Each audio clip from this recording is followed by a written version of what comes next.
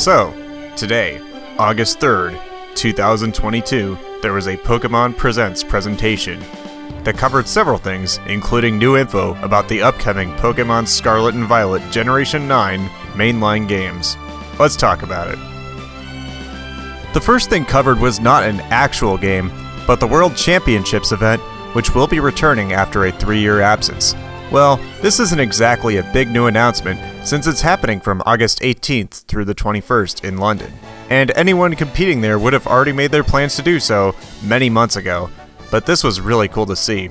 Apparently this is the first global in-person event in 3 years, and it looks like they're pulling out all the stops for this one, featuring competitions for a lot of games. I'm guessing this will be the last hurrah for Sword and Shield, which, while the games did fall flat in a lot of areas, from what I've seen, they've offered a lot in terms of competitive play. Of course, the TCG will be featured, as well as Pokémon Tournament Deluxe. Pokémon Tournament Deluxe? What was that game again? This might be the first time I've heard this game mentioned in any official context in like 3-4 years? Fighting games are always a fun time to watch when it comes to competitions. I've played the game a little, here and there, and I can definitely see its gameplay lending itself to high levels of competition, especially with it being based on Tekken. Easily the funniest thing here was the announcement of the new games being featured. One of them, Pokémon Unite, makes perfect sense, it being a MOBA game. Even if it's a casual MOBA game, but the other game, Pokémon Go. Pokémon Go! You want to see what high-level Pokémon Go gameplay looks like? This bit of footage sums it up. Players will compete across 2 age divisions. These players have battled all year for their...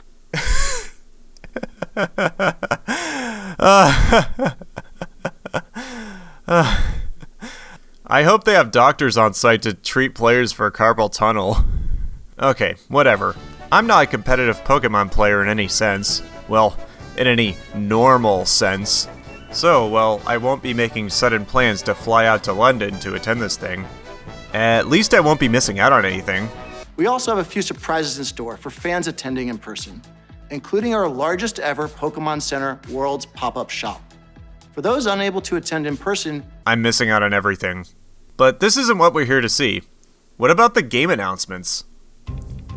Pokemon Go is still alive and kicking, with another Go Fest date on August 27th, following directly on the heels of the one 3 months ago. I would love to attend one of these in person. I was seriously considering going to one of these back then, but in the end, I'm pretty sure one can get almost all the event content at home. Will you be able to help Ree contend with the Ultra Beasts? And what has become of Professor Willow, who was sucked into Ultra Space through an Ultra Wormhole? Oh right, this game has an ongoing story. In more general terms, they're adding a special daily incense item to the game that attracts Pokemon from outside the player region, and sometimes legendaries. Which is neat, since that actually provides some real incentive to play at least a little bit every day, in a time where I've lost my motivation to open up the game this frequently. I'll take that over a daily Pokestop spin or daily catch reward any day. Pokemon Unite turns 1, and they're still adding content.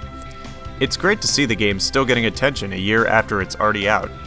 Well, it is free to play, so they need to give the hardcore players a reason to keep coming back. I like that new Blastoise outfit.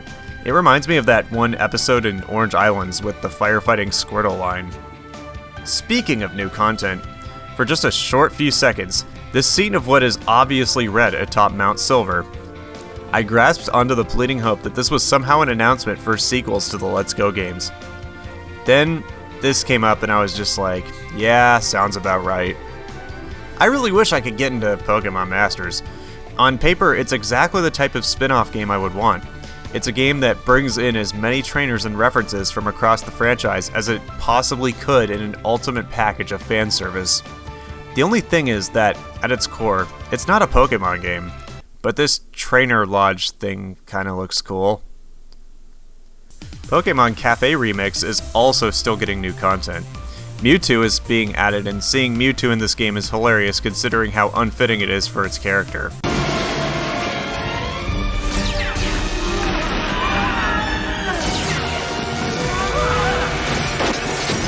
Finally, the thing we're here for. The next big games. Generation 9. Pokémon Scarlet and Violet. First, there was a nice big trailer to watch. Immediately, I'm all like, ooh, this actually looks nice.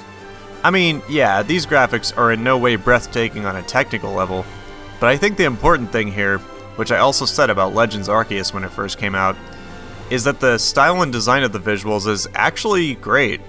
Well, Arceus is already out, and this game isn't.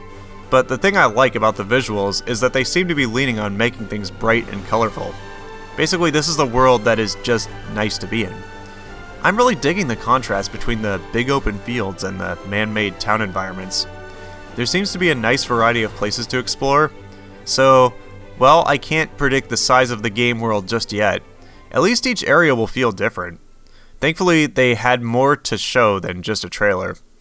Scarlet and Violet will truly be open-world games. There's definitely an emphasis on freedom with these games, and for the first time in a mainline Pokémon game, you aren't exactly doing the same exact thing to make progress. Even the premise of the game is wildly different. Instead of the usual start from the hometown and get sucked into a journey setup, in this game the player character is a student at an academy. I really enjoyed the Galaxy Core setup of Legends Arceus, and this setup seems familiar with the Academy acting as a central home base of operations for all of the player's tasks. However, the most important part of the game seems to be that rather than just have one storyline, the game will be split up into 3 separate storylines that the player can complete separately. I never knew I wanted this, but yes! Pokémon is a game that is meant to be played at the player's own pace, and I feel like by segmenting the main story like this, it'll be more enjoyable to just do things for the sake of doing things along the way without feeling pressured to complete all of the main story before branching off into other tasks. It's almost like the game will entirely be like the post-game of the older Pokémon games, which I am absolutely on board with. It's too early to comment on Pokémon designs, but I really like this new regional form of Wooper they showed off, and I actually laughed out loud at the reveal of Fido. They seem to have charm. I am very open-minded about Pokémon designs compared to a lot of fans though, so take that with a grain of salt. Of course, let's not forget about the starter trio, the first thing ever shown from the game. While all 3 designs are good, there is one that I have absolutely latched onto already. I freaking love Sprigatito! Yeah, I am still a little jaded on the fact that, yet again, they're going with the classic fire, water, grass set of starters and not trying something different. But considering how different these games are from the past games, it feels justified keeping some things familiar to the classics. For the gym quest, they're going more non-linear than ever before. In some past games as early as Gen 1, it was possible to break the order in which gyms are challenged, but here, the entire game is designed around challenging the gyms in any order. Another extremely great change. Easily something that will increase replay value. I'm guessing that they'll scale the level of the gym Pokémon with the number of badges the player earns. That's what I'm thinking it will be like, most likely, but whatever it is, as long as it offers a substantial challenge, I'll be happy. Multiplayer gameplay is a thing. Not sure how in-depth it will be, but maybe it'll be fun.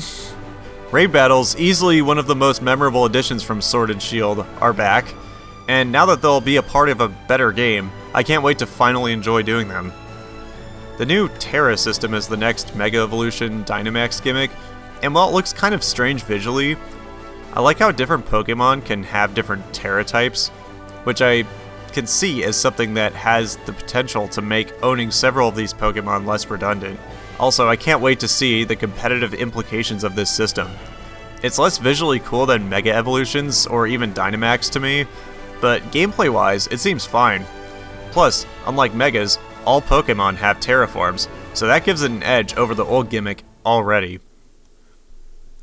So that was the Pokémon Presents. About half of it was dedicated to Scarlet and Violet, and for the first time in over a decade, I am actually excited for a new mainline Pokémon game to come out.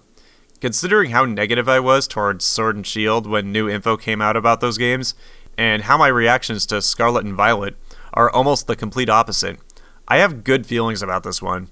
I could go on about my thoughts more in depth, but I'll save that for the next 3 months we have until Gen 9 launches. In the meantime, I have a lot of videos and projects still in the works. I'm almost done with part 2 of my shiny hunting series for Let's Go, And in between episodes in that series, I also have a lot of smaller videos coming that I think will be pretty entertaining. Until November, train hard, and I'll see you in Paldea.